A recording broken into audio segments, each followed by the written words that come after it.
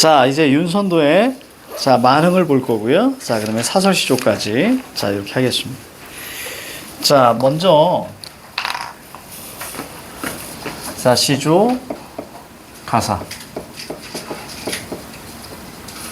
작가, 사대부. 그럼 사대부의 지향적같이 두 가지입니다. 계속 반복할 거예요. 자, 유교적, 그 다음에 탈속적. 자, 유교적, 우리가 한 글자로 우리는 충. 자, 두 글자로 연군. 자, 그 다음에 네 글자로 지조절개. 자, 그 다음에 마지막 나라에 대한 걱정이 있습니다. 자, 탈속적인 것은 자, 우리가 무용무심. 무용무심이 무슨 뜻이냐면 자, 이 녀석은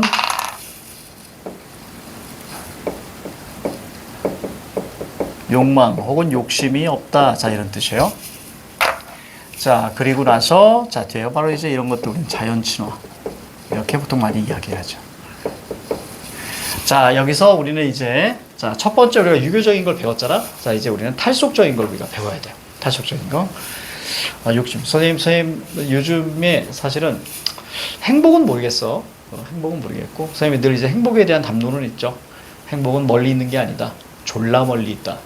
그래서 열심히 살아야 된다. 라고 얘기를 하는데, 선생님이 이제 요즘에 최근에 또 깨달은 게 뭐냐면, 성찰하면서 느끼는 게 행복은 모르겠는데 요즘 꽤 많이 평온하다라는 거. 그러니까, 집착이 없으니까 불안하지 않고, 그러니까 불안하지 않으니까 꽤 평온하다. 지금은 이제 그렇게 얘기를 해요. 다른 사람들한테. 그래서 어느 누군가가 혹시 행복해요? 그러면 이제는 이렇게 얘기합니다. 꼭 행복해야 돼. 라는 얘기를 합니다. 꼭 행복할 필요가 있을까? 그거 자체도 집착 아닐까? 라고 해서 스님 될까? 스님 될까? 그래서 요즘 좀 많이 평온하다. 평온하다. 자, 그래서 자, 쟤를 한번 좀 보도록 할 거예요. 자, 갑니다. 여기에 속세가 있어요. 다시. 자, 이거 적지 말고 이따가 쓸 시간 드릴게요. 이만큼 적을 거니까. 처음이니까. 자, 여기 제 자연이라는 공간. 먼저 얘를 좀 설명해 줄게. 자연이라는 공간을 먼저 설명해 줘야겠다. 자연이라는 공간은 여러분들 우리가 자연 얘기 되게 많이 듣잖아. 단순히 그냥 탈속적인 건 무조건 자연 이렇게 보시면 안 돼요. 자연이라는 거, 시조가 자연이라는 공간은 크게 세 가지로 나눌 수 있어요. 세 가지. 자, 첫 번째는요, 우선은 자, 유배지입니다. 나중에 기회가 되면 유배지에 대한 얘기를 좀 해드릴게요. 자, 유배지고요. 그 다음에 두 번째가 바로 이제 탈속적 공간이 돼요. 그 다음에 세 번째는 학문 수양의 공간입니다. 자, 그러면 저 유배지는 자, 딱 보니까 자, 보세요. 여기서는 우리가 속세. 여기서의 속세는 기본적으로 우리가 임금이라고 생각하셔도 괜찮아요. 자, 이것을 어떻게 해요? 그리워합니다. 이거 우린 다른 말로 미련이라는 표현을 써요. 자, 그래서 유배지는 긍정공간, 부정공간, 부정공간이에요. 자, 만약에 사대부가 어떤 공간에서 엄청 슬퍼하고 있어요, 얘가. 그렇지? 그러면 거의 99%는 얘는 유배지에 있구나라고 생각하시면 돼요. 그럼 당연히 누구를 그리워해? 임금을 그리워해. 그럼 임금을 그리워하는 거 두 글자로 뭐니? 연군. 한 글자로 뭐? 충. 됐습니까? 그럼 지조절개는 언제 나오는 거야? 사군자 나올 때 나오는 거야. 여기까지 그럼 이해가지? 자, 탈속적이라는 것은 속세를 벗어나는 거. 이건 무조건 긍정 공간입니다. 그러니까 얘가 처음부터 끝까지 행복해 이런 얘기 나오잖아? 그럼 얘 위치는 어디냐면 자연, 바로 탈속적인 공간이야. 알겠지? 그렇다면 얘는 속세에 대해서 어떻게 해야 하냐면요. 자, 속세 여기는 이제 욕망의 공간이 됩니다. 그러면 이것에 대해서 얘는 거리 단절감을 가지고 있어요. 자, 요거 적으세요. 요거만 적어. 요거 지우고 좀 갈 테니까. 자, 자연이라는 공간을 이해하셔야 돼. 자, 그래서 탈속적은 플러스 공간이고요. 자, 어떤 유배지는 마이너스 공간입니다. 우리가 이후에 배울 3인곡이 바로 첫 번째 유배지 공간이 되는 거예요. 사대부가 힘들어, 슬퍼. 그럼 무조건 임금과 헤어져 있는 거예요. 그럼 화자 위치는 유배지다라고 우리가 보셔도 됩니다.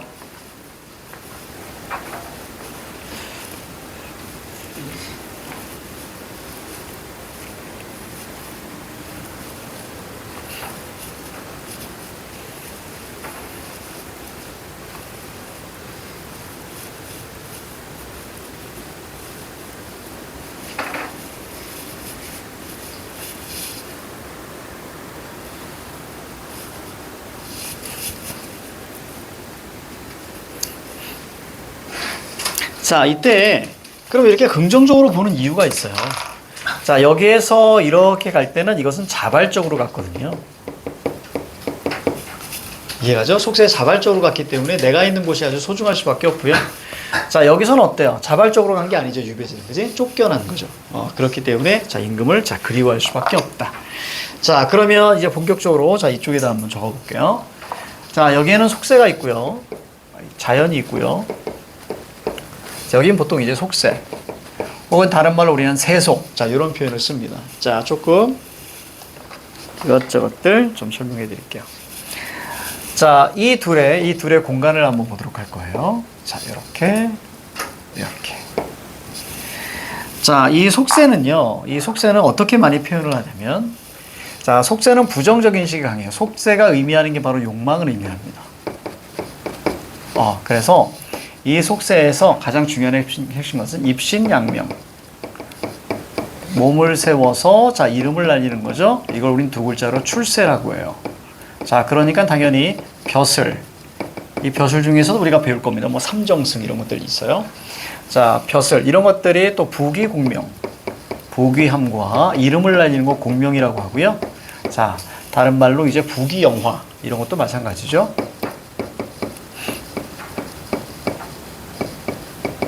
자, 이런 것들을 우리가 이제 속세의 욕망에 의미합니다. 자, 그래서 이 속세 같은 경우는 어때요? 속세 같은 경우는 그래서 뭘로 많이 표현을 하냐면, 자, 예를 들어서 홍진 이렇게 표현하는 거예요. 혹은 풍진 이렇게 표현해요.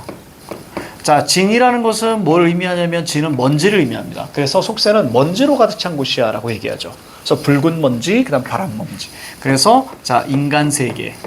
자, 이런 것들을 보통 속세. 즉 어떻게 인식해? 부정적으로 자, 인식할 수밖에 없다. 자, 이 정도가 바로 이제 속세가 됩니다.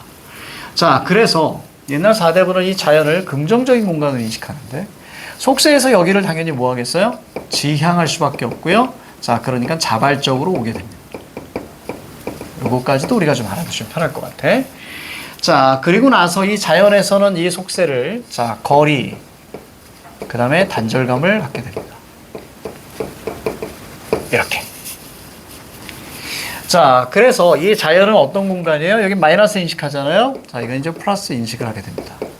그렇다면 이 자연에서의 삶은 어떠냐면 이 자연에서 어떻게 해요? 자, 숨어 지내요. 은거합니다. 이건 숨어 지내는 거예요. 이 숨어 지내는 사람을 우리는 은자라고 하는 거예요. 됐죠? 그러면 어떤 방식으로 숨어 사는가? 자, 이 은자는 바로 어부처럼 삽니다. 그래서 어부와 관련된 즉 키워드가 나오게 되면 무조건 긍정으로 잡아주셔야 돼요. 자, 옛날에는 어부처럼 사는 거였어요. 자, 그러면 내가 질문을 던질게. 저 어부처럼 산다라는 거, 그러면 직접 사대부가 물고기 잡고 그럴까? 절대 그러지 않아.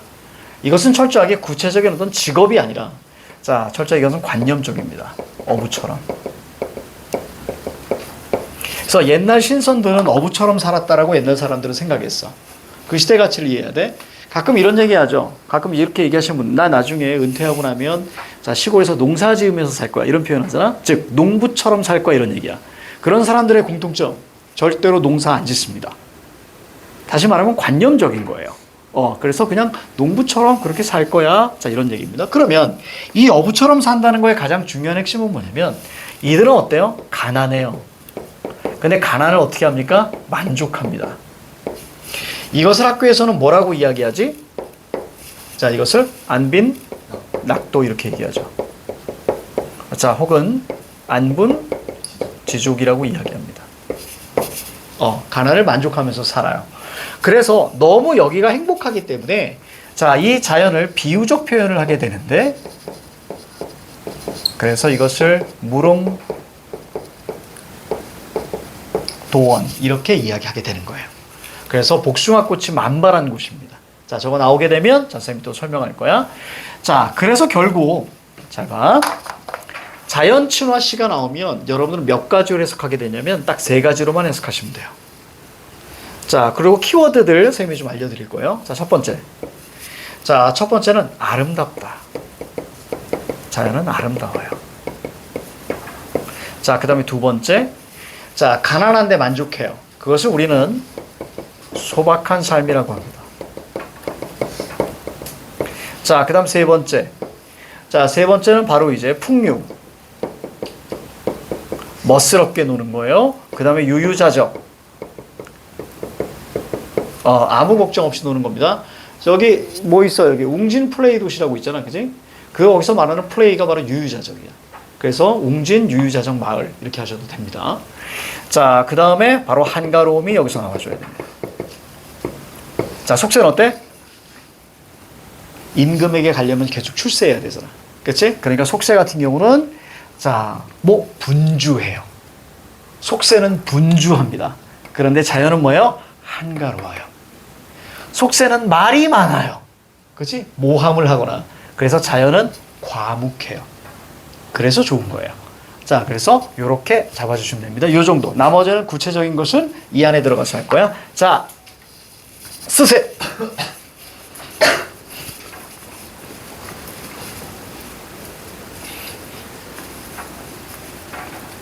글씨 이상한 거 선생님한테 물어보고. 예전에는 자연 친화만 거의 한 2시간 했어요. 우리 내신이니까 이 정도로 끝낸 거예요.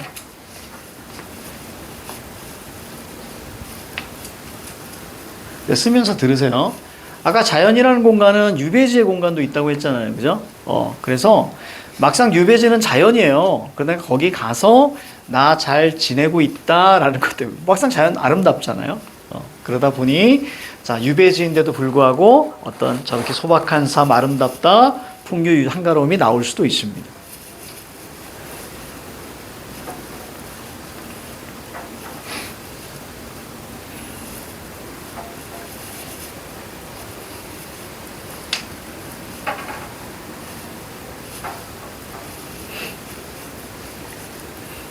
이렇게 가르치는 이유는 이렇게 배워야 다른 시조가 나와도 우리가 풀 수 있어. 저기 구조 원리.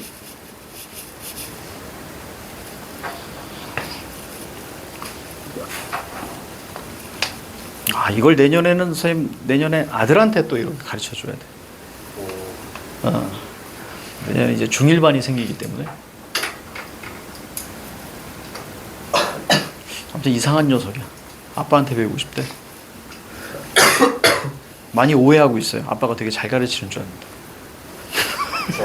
그리고 아빠가 제일 멋있대, 세상에서. 많이 오해하고 있어요.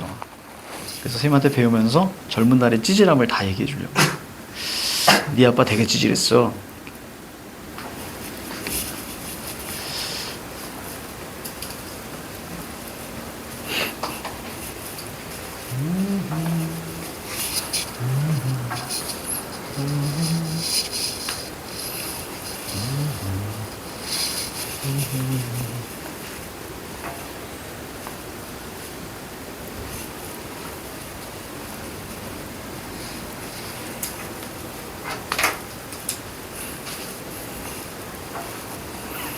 어머나, 필기 진짜 잘한다. 우리 애기들 필기 잘하네. 저도요. 이런지.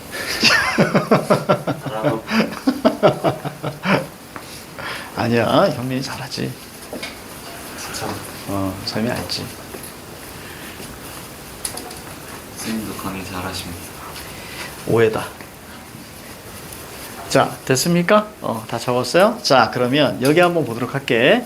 자, 먼저 제목부터 볼까요? 흥이 가득 차다 이런 뜻이거든요. 만흥. 자, 이제 키워드를 이제 하나씩 볼 거예요. 자, 앞으로 기억하세요. 자, 흥 나오잖아요. 흥이라는 단어가 딱 나오는 순간 여러분들은 와우, 풍류다라고 생각하시면 됩니다. 자, 그럼 주제 끝났네요. 주제 뭘로 가요? 무용무심, 자연친화로 가는 거예요. 알겠죠? 2조 끝난 거예요, 이제. 무용무심, 자연친화. 자, 지금 여기 윤선도에 말하는 건 연시조입니다. 근데 학교에서 얘들아, 지금 여기 3수만 나와 있거든? 학교에서 6수 전체 할 수 있어. 알겠지? 6수 전체 할 수 있어. 그러면 만약에 6수 전체 하잖아? 알려줘. 선생님이 또 해줄게. 알겠지? 여기선 3수만 나왔습니다. 자, 산수간.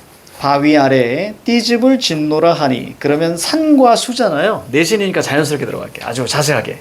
거기에 보니까 산수간이라고 돼 있잖아. 학교 내신은 얄팍해. 얄팍해서 쓸데없이 자세히 들어가야 돼. 보통 이거 자연 이렇게 해석하면 되거든. 그런데 산수 이렇게 나왔잖아. 그럼 거기다 적으세요. 자연이란 말이야.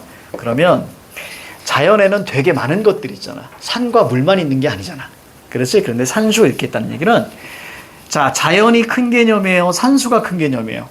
자연이 훨씬 더 큰 개념이지. 즉 부분으로 전체를 나타내는 거예요. 부분으로 전체를 나타냅니다. 그래서 이런 걸 우리는 무슨 법이라고 하냐면 대유법이라는 표현을 써요.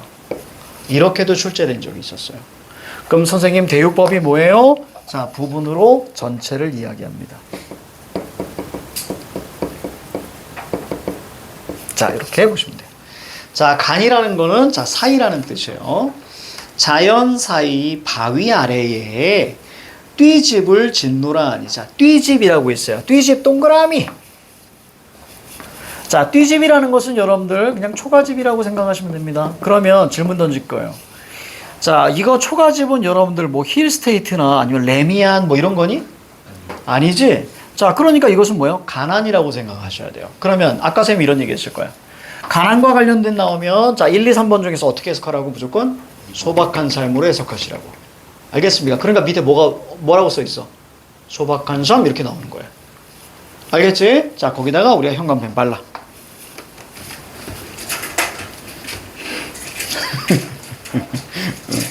자, 형광펜은 안 발라도 되는데 그냥 쌤이 그냥 관용적 표현으로 형광펜 발라 이렇게 얘기하는 거예요.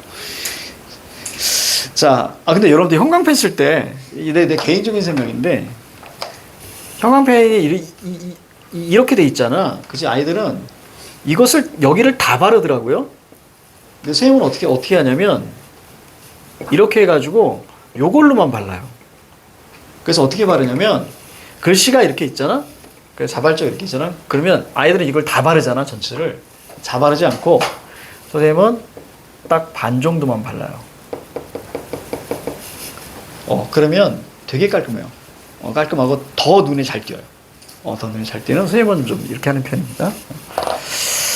자, 그 다음 자 이어가 볼게요. 자, 소박한 삶이죠. 첫 번째 초장은 소박한 삶. 그것을 모르는 남들은 이렇게 얘기하고 있죠. 자, 남세모. 자연이 아름답다는 걸 아는데 그것을 모르는 남들은 남세모. 자, 이제 세모 치는 건 다 속세야. 얘들아, 고전 시간은 긍정과 부정만 체크해도 돼. 알겠지? 자, 그래서 그럼 긍정이 뭐야? 지향하는 거야. 자, 갑니다. 남세모 잡으세요. 자, 세모 치는 거 다 속세야. 다른 말로 속세를 세속 이런 표현을 씁니다. 자, 속세. 자, 남들은 웃는다. 자, 비웃는다 한다만 거기다 비라고 적어놔. 비. 자, 비웃는다 하지만은 속세사는 비웃어. 자, 어리고 자, 혐의 뜻에는 거기 보니까 겸손함이라고 되어 있죠. 거기다 미조치입니다. 왜? 대단한 유학자거든요, 윤선도. 자, 어리고 혐, 즉 어리석은 자, 시골에 묻혀 사는 늙은이 이런 뜻인데요. 자, 거기 보세요. 자, 낱말 뜻 나오기도 합니다. 내신에서는. 자, 얘 어리고는 어리석다 이런 뜻이고요. 그래서 어려 보여요. 자, 그러면 어리석어 보여요. 이럴 수 있어. 자, 그리고 자, 혐이라는 것은 자, 시골에 묻혀 사는 늙은이 이런 뜻입니다. 시골 늙은이.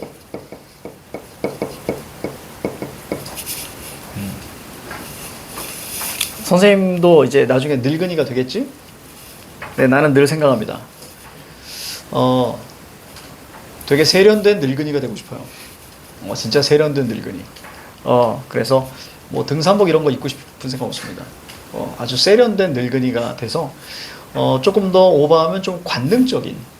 그건 좀 아니다. 자, 늙은이가 관능적인 게 좀 아니다. 그래서 되게 세련된 늙은이가 되고 싶어요. 그래서 지금 이제 머리를 계속 기르고 있죠. 가을 되면 이제 본격적으로 이제 묶을 수 있을 것 같은데. 그리고 나서 이제 어디 나갈 때는 정말 아주 다 멋지게. 그리고 선생님이 이제 나중에는 이제 스포츠카. 늙은이가 스포츠카에 아주 멋지게 옷도 아주 세련되게 그렇게 입고 싶어요. 그래서 좀 그런 지금이야 이제 대충 이제 태무. 이게 다 태무예요. 정말 왜냐면 너무 예뻐 옷들이. 이거 다 합쳐서 10,000원 살짝 넘어요. 태무입니다, 태무. 선생님이 원래 명품을 되게 좋아하는데 명품이 하나도 없다라는 게 함정이야. 명품 진짜 좋아하거든. 그래서 나 저기 어디야? 백화점 가면 명품만 돌아다녀요. 나 진짜 좋아해. 근데 명품이 하나도 없어. 이유는 하나. 나랑 안 어울려. 왜냐면 선생님을 좀 잘하는 편이거든요. 그래서 이런 사람들이 있어요. 어떤 사람은 명품을 입어도 이 명품이 죽는 사람이 있어. 그러니까 이게 명품인지. 옛날에 어떤 사람이 저기 검정색에 하얀색 줄무늬 위아래가 있는 그 딱 오는 거야. 이게 지방시야. 뭐 이러는 거야. 그래서 지방시가 뭐예요? 수도권도 아니고. 그랬더니 이탈리아의 명품이래. 그래갖고 이렇게 해가지고 하얀 줄무늬가 있는 양복을 입고 온 거야. 그래서 어때? 멋있지? 근데 난 사실 그때 이제 이 양반이 멋있지 물어보니까 어쩐지 진짜 멋있어요. 라고 얘기하는데 사실 처음 봤을 때 그 얘기 전에 아침에 봤을 때는 뭐야 저 양반 오늘 뭐 컨셉이 코카콜라야 뭐야 막 이런 생각했다니까. 그러니까 명품을 입더라도 자기한테 맞아야 돼. 근데 쌤은 보면서 나한테 어울리는 명품을 아직 발견하지 못했어. 만약입니다. 어느 날 어떤 명품이 와 내 스타일이야. 거기 싹쓸이 할 겁니다. 정말로. 그러니까 선생님은 가격이 비싸서 그것을 안 사는 것만큼 참 안타까운 건 없다고 봐.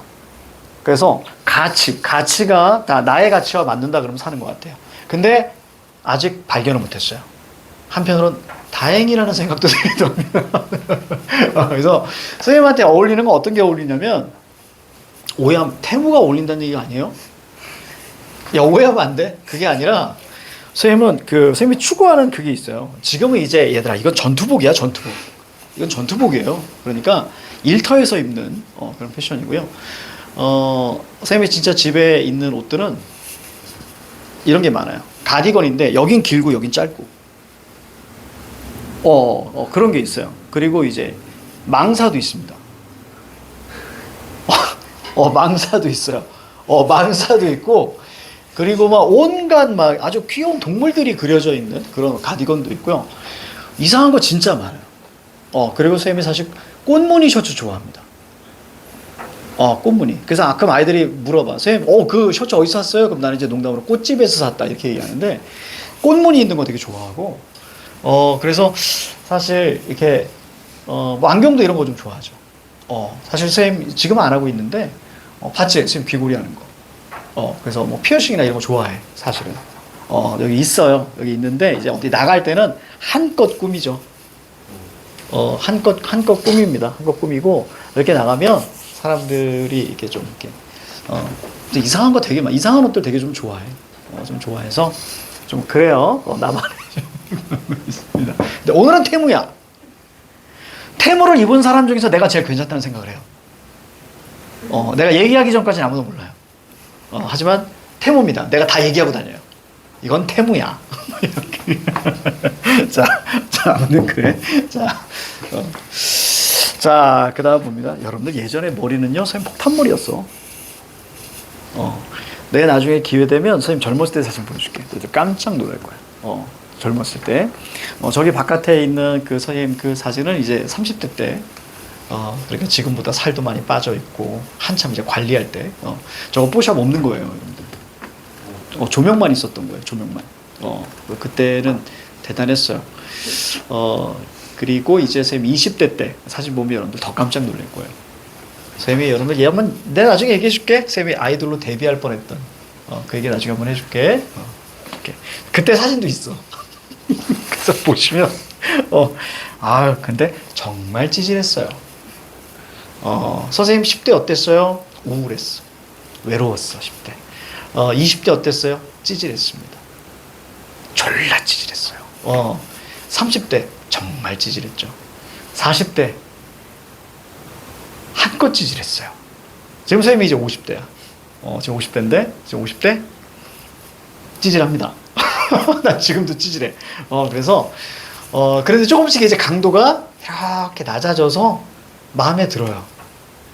마음에 드는 거야. 20대하고 비교하면 난 정말 인간 된 거예요. 그럼 이제 60대는 덜 찌질하다라고 아마 얘기할 거예요. 사람들에게. 70대가 되면 그냥 찌질틱해. 이렇게 얘기할 거예요. 아마도. 그래서 선생님도 생각들이 그런 게 있어서. 아무튼 우리가 또 인연이 됐으니까 늘 얘기하죠. 내 장례식 때 오라고. 선생님은 살아있을 때 할 거예요. 그래서 쌤 SNS에다가 얘들아 저기 다음 주에 내 장례식이니까 오렴.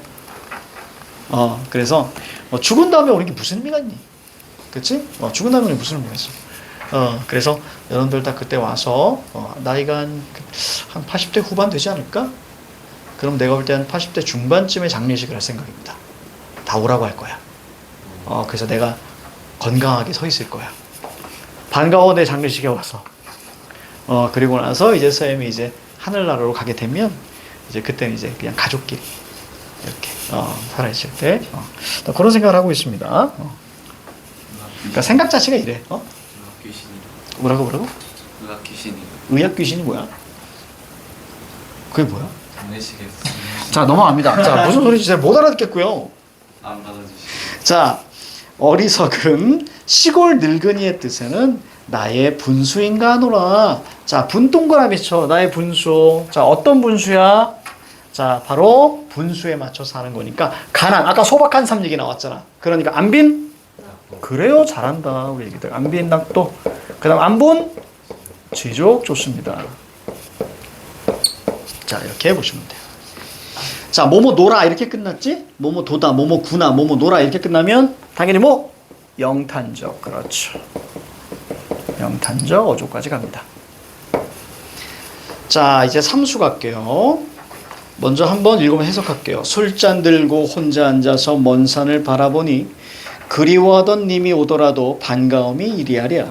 말하지도 웃지도 아니어도 못내. 자 디귿 밑에 요 있잖아요. 그지? 좋아하노라. 그지? 이렇게 보시면 돼요. 자 갑니다. 잔 들고 혼자 앉아 먼 산을 바라보니. 자 잔 동그라미. 자, 이 잔은 무슨 잔이에요? 술잔이에요. 자, 기억합시다. 이제 술 나오면 무조건 풍요. 자, 술잔 나왔네요. 자, 동그라미 치고요. 자, 거기다 풍요라고 적어주세요. 술잔 들고 혼자 앉았어요. 자, 혼자라고 나옵니다. 자, 혼자 나오면, 자, 속세에서의 외로움은 고독한 거예요. 그치? 고뇌가 있어서 고독한 거예요. 근데 자연에서의 외로움은요, 한가로움. 그렇지. 한가로움. 혼자 앉아서 먼 산을 바라보니, 거기 매 있잖아요? 매 동그라미. 자, 거기다 뭐라고 쓰냐면, 자, 바라보니 밑줄 쳐봐. 바라보니. 자, 이거 선생님이 가장 좋아하는 말 뭐죠? 지향. 그렇지. 지향하는 거니까, 자, 산은 긍정인 거예요. 그렇지? 문학의 가장 중요한 핵심은 바람직한 삶의 지향, 바람직한 삶의 자세예요. 그래서 문학을 처음에 배울 때는 얘가 머릿속에 박혀 있어야 돼. 알겠지? 문학은 인문학의 준말이야. 즉, 사람에 대해서 보는 거예요. 그래서 바람직한 삶의 자세, 바람직한 삶의 지향. 머릿속에 잡아. 얘가 지향하는 건 뭐야? 자연인 거야. 그리던 님이 오더라도, 자, 반가움이 일화랴. 반가움 물결쳐. 자, 간단하게 해석해 볼까요? 술잔 들고 혼자 앉아서 먼 산을 바라보니 반가움이 이리하랴. 됐습니까? 그럼 앞에 그리워하던 님. 자, 내신으로 갈 거예요. 기본적으로 만약 평가원에서 본다면 이 님은 무조건 임금입니다. 다시 아까 선생님이 그런 얘기 했지? 4대부가 그리워하는 사람 누구라고 무조건? 임금이라고. 알겠지? 다시 4대부가 그리워하는 사람 무조건 임금이야. 그치? 그런데 자 내신에선 얘를 그냥 단순히 그냥 그리워하는 사람, 즉 임금이라고 보지 않는 경우가 더 많아요. 내신에서는. 알겠죠? 자 그래서 그냥 님만 동그라미 쳐요. 님만 동그라미 칩니다. 그냥 그리움의 대상 이렇게만 적어봐. 그리워하던 님이 오더라도 자 반가운 물결칩니다. 마지막 어떻게 끝났니? 이리하랴. 자 지금 대화예요, 독백이에요. 혼잣말이죠, 독백. 그런데 뭐가 쓰였어요? 의문형이 쓰였지. 그럼 무슨 법? 서리법. 그렇죠. 오른쪽에 서리법 잡아주시고요. 자 종작 나옵니다. 자 말씀도, 자 말도 웃지도 아니어도 못내 좋아하노라. 자 거기 말하지도 웃지도 아니어도 요거 밑줄 쳐. 말하지도 웃지도 아니어도 밑줄 치세요. 자 그러면 먼저 적어줍니다. 말하지도 웃지도 아니어도 난 좋아요. 그럼 말하지도 웃지도 않아. 자 바로 뭐 때문에? 자연은 과묵하거든요. 이 자연의 속성. 자, 인간은 말이 많아요. 어떤 말? 상처를 주는 말. 그렇지? 그러니까 우리가 지난 시간에 배웠던 최치원 같은 경우는 가야산 독서당에 들어가서 물로써 막아버리는 거예요. 이해갑니까? 그래서 사람들은 말이 많아요. 그러니까 최치원도 상처를 받으니까 이렇게 물로 막아버렸죠. 온 산을 둘러버렸죠. 자, 그래서 자연이 좋은 이유는 뭐냐면, 자, 인간처럼 속세의 소리, 즉 시비 소리 이런 것들을 안 해요. 과묵해서 좋은 거예요. 그리고 말하지도 웃지도 아니어도, 자, 못내 좋아한대요. 자, 즉 마음과 마음이 통하는 걸 뭐라고 할까요? 네 글자? 그렇지. 그걸 우리는 다른 네 글자로 텔레파시라고 하죠. 이심전심입니다. 야, 니들 이 노래 알아? 말하지 않아도 알아. 그죠? 그래서 어떤 초코파이. 이심전심. 야, 근데 아이들이 이거 되게 많이 한다? 이심전심이야. 알겠지? 마음으로써 마음이 전해진다라고 해야 되는데, 서술형에서 어떤 친구 이심점심이라고 써서 틀렸다. 진짜 많아, 얘들아. 이심점심 아니야? 배고팠던 모양이야. 그래서 이심전심입니다. 자, 마음과 마음이 통했네. 그래서 이거를 학교에서는 무라일체로 보는 경우도 있습니다. 자연과 내가 하나가 되는 거예요. 여기도 무라일체로 봤네. 그치? 그래서 아니어도 좋아하노라 좋아하노라 물결 잡으세요. 당연히 영탄적이죠. 그래서 나는 자연이 좋아요. 자, 이제 사수 갑니다. 누구시오? 자, 누가 이런 의미야. 누가. 자, 삼공. 자, 도곤이라는 것은 뭐뭐보다 이런 뜻이야. 자, 삼공보다. 자, 삼공 세모 잡으세요. 속세 권력이라고 돼 있지? 영의정, 좌의정, 우의정을 삼공이라고 해. 이런 거 암기해두면 좋아. 자, 세모. 삼공보다 낫다고 했는데, 자, 만승 세모 잡아. 자, 이것은 원래 만대술이라는 뜻인데요. 보통 천자로 해석을 요즘에 하는 편이야. 천자니까 황제를 의미합니다. 자, 만승 세모. 만승이 이만하랴. 여기 이가 의미하는 게 뭐예요? 자연이죠. 산만큼 반가우랴 이런 얘기입니다. 아, 그러니까 다시 갈게요. 누가 자연이, 즉 속세, 즉 다시 갈게요. 벼슬보다 낫다고 했는데 천자도 즉 자연만큼 반갑겠는가? 이해갑니까? 이렇게 결국 여기에선 우리가 대비가 나오는 거예요. 오른쪽 화살표 하고요. 대비. 자, 혹은 비교 이렇게 다 써입니다. 이만하랴. 자, 무슨 법? 서리법. 자, 이제 그러니까 지금이야. 이제 헤어든이라는 것은 자, 뭐 헤아리니, 즉 생각하니, 이제 생각하니. 자, 소부와 허유가 영리했도다라고 이야기합니다. 소부와 허유가 영리했도다. 이 소부 허유 얘기 없냐 여기? 없네. 자, 요거 쌤이 얘기해 줄게. 자, 야가또다는요 영리했다 이런 뜻이에요. 자, 칠판 보세요. 설명해 줄게. 자, 지금 생각해 보니까 헤아려 보니까 그죠? 헤아려 보이다. 저기 또 유명한 헤아림 학원 있죠? 그 학원이 잘 되면 선생님 기분 되게 좋아요. 나는 헤아림이들 잘 됐으면 좋겠어요, 진짜. 그래서 헤아림이 잘 돼야 우리 학원은 이제 낙수 효과. 그래서 헤아림에서 좀 실망한 친구들이 우리 학원으로 좀 많이 오는 편이에요.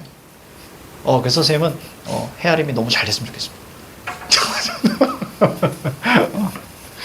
자, 그렇습니다. 근데 요즘에 헤아림 학원 아파.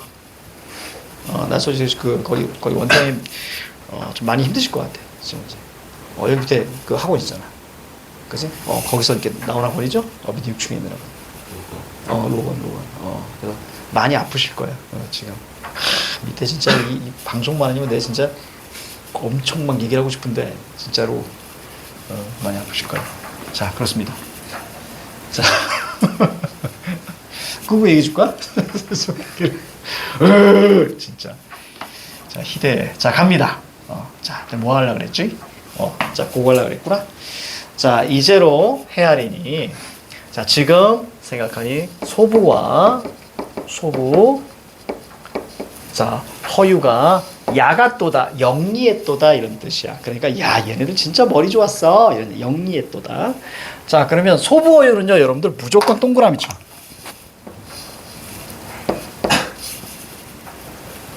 자, 소보호유가 나오면요, 무조건 얘는 자연친화야. 얘 무조건 나오면 자연친화야. 얘 무조건 나오면 자연친화. 자, 그리고 하나 더 갑니다. 자, 바로 역사적 인물을 이야기했어요. 자, 그리고 하나 더 갑니다. 자, 이런 걸 우리는 자, 고사. 고사성어. 자, 이렇게 보시면 돼요. 뭐 없네. 아무것도 안 써있네. 자, 설명해 드릴게요. 자, 어느 날 요임금이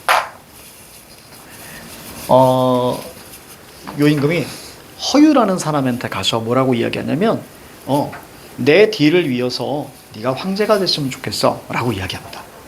그랬더니 허유가 싫어요 꺼져 라고 이야기하고 못 들은 걸로 할게요. 왜냐면 황제가 되면 많은 사람들과 싸워야 되고 그건 욕망을 나타내니까, 그치? 그래서 허유가 저기 냇가에 가서 못 들은 거야 그러면서 이제 물로 귀를 막 씻는 거야. 그래서 막 씻고 있었어. 그때 갑자기 소를 데리고 가는 어떤 보통 사람이 가다가 허유를 딱 본 거야. 뭐하니? 그랬더니 이제 허유가 이런 일이 있었어. 나보고 황제가 돼달래. 그래가지고 난 그 말이 너무나 더러워서 귀를 씻고 있어. 그랬더니 소부가 뭐라고 하냐면, 야, 너는 이 이야기로 네가 또 유명해지잖아. 이런 에피소드를 네가 만들잖아. 이렇게 얘기하는 거야. 그러면서 갑자기 냇물 위로 올라가는 거야. 그래서 허유가 물어. 어디가? 소 물 먹이러 왔잖아. 그랬더니 소부가 한마디 합니다. 네가 그 씻은 그 물도 더럽기 때문에 나는 상류로 올라가서 깨끗한 물을 먹게 할 거야. 이해가죠? 거기서 이제 유래된 거야. 그래서 소부허유는 그냥 속세의 단절감. 됐습니까? 욕망이 없는, 자, 요런 것들을 의미합니다. 요런 사람들 몇 있어요. 나중에 시조에서 볼 거예요, 여러분들. 백이숙제, 얘 나중에 이렇게 나와요. 이게 적지 마. 나중에 할 거니까. 백이숙제 이렇게 나옵니다. 백이와 숙제는 얘네가 딱 나오게 되면, 무조건 사실 얘네들은 지조절개예요, 무조건. 지조절개. 그래서 얘네들은 줄여서 뭐라고 하냐면, 이제라는 표현을 씁니다. 그러니까 뒷글자만 땄어요. 뒷글자만 이렇게 따는 겁니다. 왜냐하면 앞글자 따면 웃기거든요. 꼭 복날이기도 하고. 그래서 뒷글자를 따요. 얘네들은 이제. 자, 그래서 소부호유 나오면 무조건 동그라미야. 얘 무조건 자연친화야. 영리했도다. 왜? 자연이 이렇게 좋은 줄 어떻게 알았지? 그런 얘기 나와요. maybe 아마도. 자, 임천. 자, 임천 보시면 임은 자 숲이고요. 천이라는 것은 뭐냐면 이제 샘천자입니다. 샘. 그러니까 임천 그럼 동그라미 잡고 자연이고요. 자, 자, 한 뭐야? 문을 거기 문문자. 야, 봐봐. 칠판 봐, 얘들아. 요게 문문자거든. 이게 문문자야. 바로 이게 door. 자, 바로 이게 문문자입니다. 자, 그런데 자, 요거 만약에 요게 있어. 입구자가 있어. 그러면 계십니까? 물을 문. 알겠죠? 물을 문이야. 자, 그러면 귀자가 있습니다.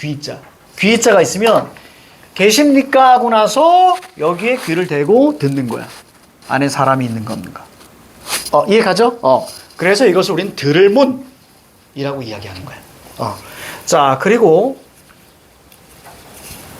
이제 문을, 그러니까 이렇게 이해하세요. 원래는 나무로 이제 문을 막는 건데, 자, 이렇게 문을 열었습니다. 문을 딱 열었더니 뭐가 펼쳐져 있어? 나무가 탁 펼쳐져 있는 거야. 이해가지? 그러니까 뭐예요? 한가롭다라고 느끼는 거야. 그래서 이걸 한가롭다, 거기에 뭐라고 되어 있어요? 한, 이렇게 되는 겁니다.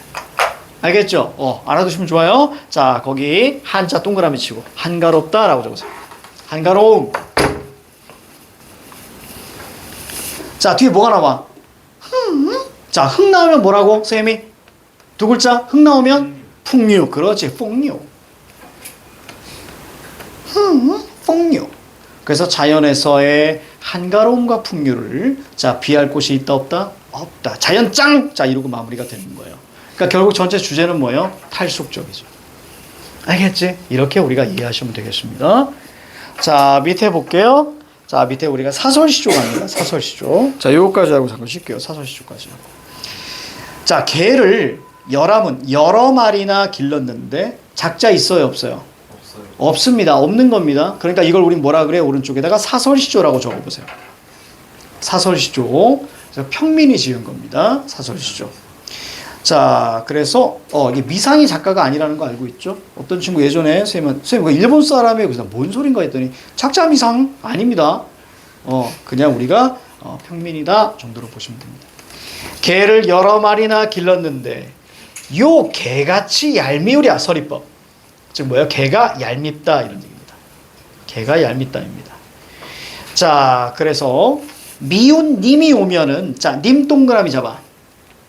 님이라는 단어가 나오는 순간, 그치? 님이라는 단어가 나오는 순간 얘는 어떤 상황? 이별 상황입니다. 알겠지? 거기다 적어. 이별 상황. 그럼 이별하면 뭐해? 그리움. 그렇지. 이별, 그리움 이렇게 잡아줘. 자, 미운 님이 오면은 꼬리를 회회 V표 치면서 자, 뭐 치다락 뭐 뛰었다가 내려왔다가 반겨서 내닫고 한번 끊어. 고운님이 오면은 이제 고운님이 바로 내가 그리워하는 거지, 그지? 고운님이 오면은 자, 뒷발을 버둥버둥 V표. 자, 뭐 뒤로 물러났다가 나왔다가 캉캉 V표. 짖어서 돌아가게 한다. 됐습니까? 돌아가게 한다. 그러니까 미운님이 오면은 이 개가 반갑게 맞아. 그런데 내가 그리워하는 고운님이 오게 되면 자, 짖어서 돌아가게 한대요. 쉰밥이 그릇 나더라도 너 먹일 줄이 있으랴. 자, 너 동그라미 의인법. 그리고 먹일 줄이 있으랴 라고 하죠. 그럼 먹인다 안 먹인다? 안 먹인다 서리법. 자, 그러면 거기 중장 있잖아요. 자, 여러 가지 우리가 핵심들을 한번 보도록 할까? 거기 먼저 개가 나올 거예요. 그죠? 개. 자, 개 두 가지. 자, 첫 번째 원망의 대상입니다.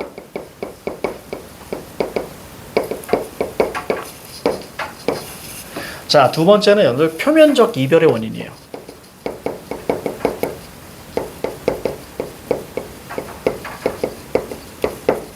이별의 원인입니다. 자, 따라서 이 표면적 이별의 원인을 통해서 자, 내가 헤어진 거, 헤어짐의 이유를, 자, 이별의 이유를 자, 누구 책임으로 돌리는 거야? 개 책임으로 돌리는 거야. 이런 걸 뭐라고 하냐면 자,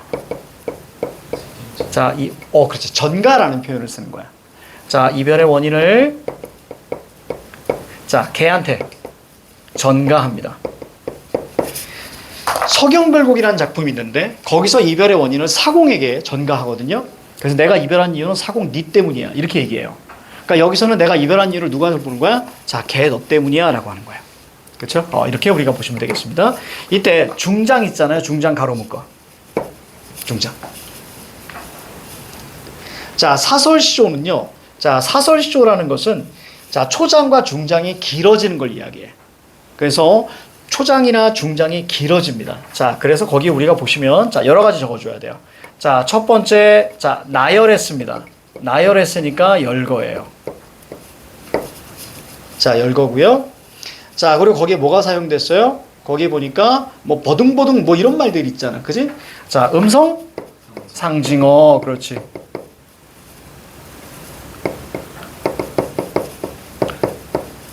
음성 상징어는 두 가지가 있어요, 얘들아. 의성어와 의태어가 있는 거야. 다 여기 해당이 됩니다. 자, 그래서 거기 뭐 캉캉, 즉 의성어도 있고 의태어도 있고 다 있어요. 그런데 이렇게도 나와요. 자, 부사어가 사용됐니? 네, 그럼 맞아요. 음성 상징어는 전부 다 부사어예요. 자, 그리고 고유어가 사용됐니? 네, 맞아요.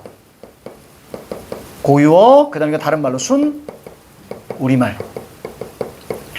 그리고 미운님이 오면은 자, 미운님이 오면은 반가워하고 고운님이 오면은 자, 짖어서 돌아가게 한다 그랬지, 그지? 자, 대조 대비. 자, 그래서 이러한 상황이 어때요? 전부 다 어때요? 웃겨요. 그죠? 해악적. 여기까지 적으셔야 돼요. 그래서 사설시조는 철저하게 해악적인 걸 반드시 기억하고 있어야 돼. 그래서 사설시조에서도 쉰바비 동그라미 적어. 쉰바비. 밑에 쉰바비. 자, 쉰바비에다가 우리가 뭐라고 적어주냐면 자, 종장의 첫구 삼음절 고정 똑같아요. 알겠죠? 종장의 척고, 삼음절 고정. 그리고 이 신밥 하나 더 적어줍니다. 자, 어떤 의미예요? 바로 징벌의 의미입니다. 징벌.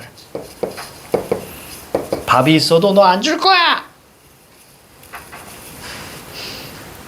자, 이렇게 우리가 보시면 되겠습니다. 자, 그래서 우리가 애견학대. 이렇게 보면 되겠죠. 자, 됐습니다. 자, 오른쪽에, 자, 정리 한번 해볼게요. 조선시대 시조의 전개양상입니다. 자, 작가의 신분 4대부고요. 자연친화, 안분지조, 연시조입니다. 연달아 있죠. 뭐? 평시조가 연달아 있구나. 자, 조선 후기 볼게요. 자, 평민 여인으로 추정되고요. 오지 않는 님에 대한 원망과 그리움. 자, 그리고 사설시조입니다. 그러니까 여기는 실질적인 원망은 누구예요? 님인 거예요. 그치? 자, 밑으로 내려올게요.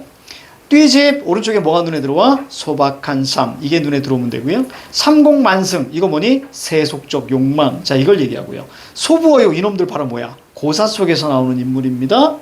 그러니까 안분지족하는 인물이야. 그치? 자, 그래서 밑에 자연친화가 눈에 들어오면 됩니다. 자, 밑에 형식 및 표현상의 특징이다. 바로 사설시조인데요.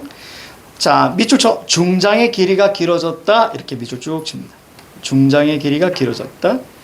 자, 밑에 일상생활 밑줄. 자, 소재 밑줄. 그리고 의성어와 의태어. 뭐야? 음성? 상징어.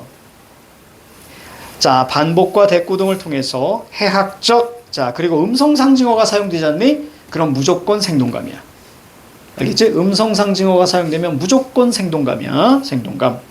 그리고 화자의 감정을 자, 진솔하게 밑줄. 즉, 평민과 관련된 작품에는 늘 나오는 말이 있어. 진솔함. 이 진솔함 어디서 봤니, 우리? 고려가요에서도 봤습니다. 그치? 그래서 평민이 썼다 그러면 진솔하게. 이 말이 늘 등장하는 거야. 자, 5, 6, 7, 8. 자, 시작.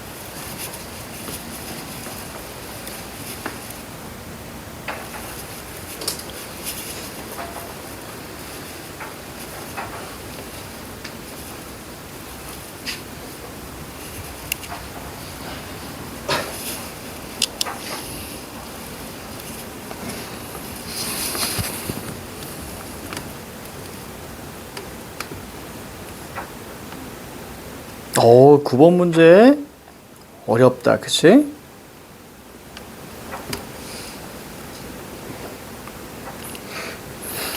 자, 됐어요. 자, 5번. 자, 5번의 정답은 4번입니다. 자, 기존의 어떤 정형적 틀을 벗어나서 자, 중장 부분에 자, 확장이 자, 나타났다. 자라고 되어 있는데 다와 라를 통해서 할 수 있는 시조의 전개 양상입니다. 전개 양상. 그래서 다는 바로 4대분인데 그래서 라로 어떻게 전개됐니? 라고 했을 때 중장 부분이 길다. 자, 이걸 얘기하는 거야. 자, 먼저 1번 볼게요. 1번 봐봐. 후렴 없습니다. 후렴구 없습니다. 얘들아, 후렴구 우리 어디서 배웠어? 고려가요에서 배웠어. 그치? 아의동동다리 이런 거 배웠고요. 2번 유교적 가치관. 당연히 말도 안 되죠. 왜냐하면 유교적 가치관은 누구만? 4대부만. 그치? 그러니까 다에만 해당된다라고 보셔야 돼. 근데 이 다에서도 유교적 가치관은 사실 크게 보이지 않는다. 그치? 바로 탈속적입니다. 자, 3번에 자, 한문식의 어투로 바뀐 건 아니죠? 라는 순우리말입니다. 자, 그 다음에 5번에 자, 서민의 중심이었던 양식 양반 계층할 때 반대죠. 양반이 있었다가 그 다음에 이제 서민으로 됩니다. 자, 왼쪽에 보니까 조선 중기에서 후기 이렇게 가잖아요. 자, 6번에 자, 다의 화자가 지향 이렇게 나오는 거죠. 그러니까 입신양명은 세모입니다. 그죠? 입신양명 세모. 자, 그리고 강호가도, 안빈낙도, 무라일체, 유유자적 다 해당되고요. 자, 강호가도, 강호 보세요. 강호. 자, 강호 동그라미 쳐. 이게 뭐야? 자연이란 뜻이야. 강호. 특히 칠판 한번 봐요. 이거 가볍게 좀 설명해 드립니다. 한자를 보실 때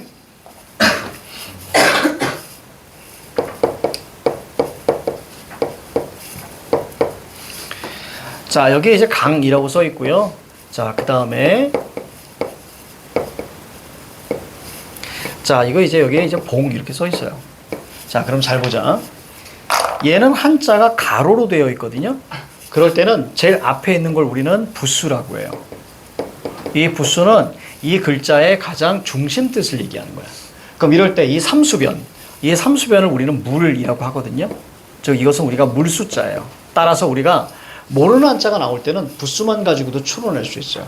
물론 물 이렇게만 해도 되는데, 자, 가자. 물과 관련된 강, 그러면 우리는 강물 이렇게 얘기하는 거예요. 저거 호 아니에요? 호구나, 씨. 이런 망할. 자, 호구나. 자, 저기야! 자, 보세요. 물과 관련된 호, 뭐가 있겠니? 호수. 대답하지 마. 알고 있으니까, 그치? 물과 관련된 호, 이거는 호수입니다. 그래서 얘를 호수호자라고 해요. 자, 그럼 이해갑니다. 얘는, 자, 세로로 되어 있습니다. 자, 세로로 되어 있으면, 자, 제일 위에 있는 걸 우리는 부수라고 합니다. 됐죠? 자, 그렇다면 얘가 부수니까 가자. 얘는 산이거든요. 그러면 산과 관련된 봉, 그러면 그렇지, 봉우리 몽자예요. 알겠지? 앞에 부수로만 이렇게 우리가 보셔도 됩니다. 그래서 자연 친화에서는 재밌게도 산 나오면 물 나오고요, 물 나오면 산 나와. 네, 그렇습니다. 그래서 강산 바로 자연입니다. 7번에는 바로 삼공과 만승, 이걸 잡아주면 되고요. 자, 8번에는 우리가 2번입니다. 자, 1번 볼게요. 일상적 소재로 시적 상황을 자, 형상화했다. 일상적 소재가 키워드. 음성상징어, 그러면 생동감 키워드. 자, 그 다음에 4번에 보니까 상반된 행동 양상 보이죠? 중장에서. 그렇지? 자, 상반된 행동 뭐예요? 미운님이 오면은 반가워하고 고운님이 오면은 내쫓죠. 그 다음에 유사한 문장 구조를 되풀이. 그렇지? 미운님 오면은 고운님 오면은 됐습니까? 이런 거 우린 대꾸라고 하는 거예요. 정답은 2번입니다. 절제된 어조. 이때 거기 밑에 보시면 첫 번째 보세요. 라달라 봐봐. 자, 얄미우랴, 뭐뭐랴, 특히 서리법으로 사용되잖아요. 그러면 무조건 영탄적이에요. 이때 거기 밑에 뭐라고 있어? 절제라고 돼 있지. 맞아요? 절제의 반대가 영탄이에요, 여러분들. 됐지? 그러니까 서리법은 영탄적이에요. 여기까지 이해가니? 서리법이 영탄적. 그러니까 절제 아닙니다. 자, 왜냐면 이거의 기준은 뭐냐면 감정을 어떻게 드러내니? 감정을 드러냄. 얘는 안 드러내는 거고요. 자, 얘는 드러내는 거예요. 알겠습니까? 따라서 감정 절제라는 것은 배제가 아니야. 없는 게 아니라 있는데도 불구하고 누르는 거예요. 그러니까 만약에 슬프다! 그럼 영탄적이야. 감정을 드러냈으니까. 자, 그런데 새도 슬퍼하는구나. 나의 감정을 어떻게 표현했니? 내가 다이렉트로 슬퍼 얘들아. 그럼 영탄. 그런데 얘들아, 새가 슬퍼 보이지 않니? 나의 감정을 새를 한번 거쳐서 가는 거예요. 이렇게 가는 걸 투영. 됐습니까? 이렇게 가는 걸 간접적. 묶어서 감정 절제. 이해 갑니까? 그러니까 객관적 상관문은 전부 다 감정 절제야. 됐지? 자, 그래서 절제의 반대가 영탄이다. 나중에 한번 정리 한번 해줄 거예요, 선생님. 알겠죠? 쭉 정리해 줄 테니까 그렇게 알고 계시면 돼요. 자, 9번. 자, 예오게. 굉장히 힙하다. 자, 실적 역할로 적절한 것을 자, 모두 골라 묶은 거 볼게요. 자, 당연히 이마에 대한 원망이 전가, 탓을 돌리다. 책임 전가할 때 나오는 말이고요. 디귿 보시면 화자의 내면이 뭐죠? 원망이죠. 환기, 불러일으키다 이런 얘기예요. 즉 강조, 불러일으키다. 자, 이런 뜻입니다. 강조, 불러일으키다. 자, 유도하는 매개물, 그렇지. 개를 보고 원망과 그리움이 떠오르는 겁니다. 됐죠? 자, 그래서 정답은 자, 2번 기역과 디귿입니다. 자, 리을, 비극으로 가면 안 돼. 비극은 정말로 슬프다 이거 확실하게 나와줘야 돼, 그지? 그리고 시조에서 웬만한 비극 없습니다. 자, 화자가 정서적 동질감, 걔하고 같아요? 아니죠. 자, 정답은 2번입니다. 잠깐 쉴게요. 네. 응? 네.